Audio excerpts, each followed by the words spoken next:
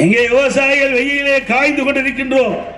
ஆனால் இன்றைக்கு ஆடம்பரமாக வாழ்ந்து கொண்டிருக்கின்ற முதலமைச்சர் திரு ஜோசப் விஜய் அவர்கள் அறைய மாத்திட்டு இருக்கார்.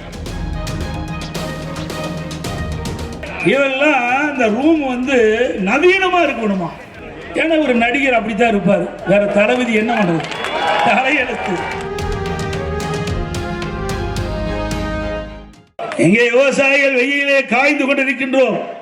ஆனால் இன்றைக்கு ஆடம்பரமாக வாழ்ந்து கொண்டிருக்கின்ற முதலமைச்சர் திரு ஜோசப் விஜய் அவர்கள் அறைய மாத்திட்டு இருக்கார்.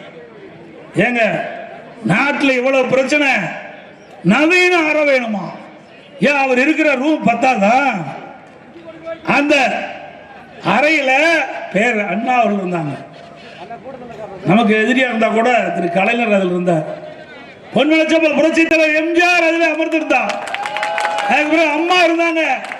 அம்மாவுக்கு பிறகு உங்களால் எனக்கு அந்த வாய்ப்பு கிடைத்து அந்த அறையில நான் முதலமைச்சராக பணியாற்றினேன்.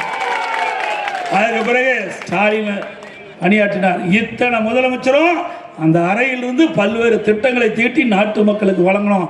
இப்போ இவருக்கு அறை தான் முக்கியம், மக்கள் முக்கியம் இல்லை. இவெல்லாம் இந்த ரூம் நவீனமா இருக்கணுமா? இங்க இருக்கிற விவசாயி சோத்துக்கு வழி இல்லாம திண்டாடி கொண்டிருக்கிறாங்க. இவருக்கு அந்த ரூம் வசதி பத்தல. ஏன்னா ஒரு நடிகர் அப்படித்தான் இருப்பார். வேற தளபதி என்ன பண்றது? தலையெழுத்து. ராத்திரி பகலா உழைக்கின்ற விவசாயி பத்தி கவலை இல்லை. இரவென்று பகலரும் பாராமல் வெயிலையும் மழையும் பொருட்படுத்தாமல் ரத்தத்தை வீரவியாக மண்ணிலே சிந்தி உழைக்கின்ற விவசாயி தொழிலாளி பற்றி கவலைப்படாத முதலமைச்சர் திரு விஜய் அவர்கள். ஆகவே நீங்க எப்படி வேணாலும் வாழுங்க, வேண்டான்னு சொல்லல. விவசாயிகளை வஞ்சிக்காதுங்க. விவசாயியுடைய கோரிக்கை ஏற்று அவர்கள் தொடக்க வேளாண் கூட்டுறவு வாங்கிய கடனை தள்ளுபடி செய்யுங்கள் என்று நாங்கள் கோரிக்கை வைக்கிறோம்.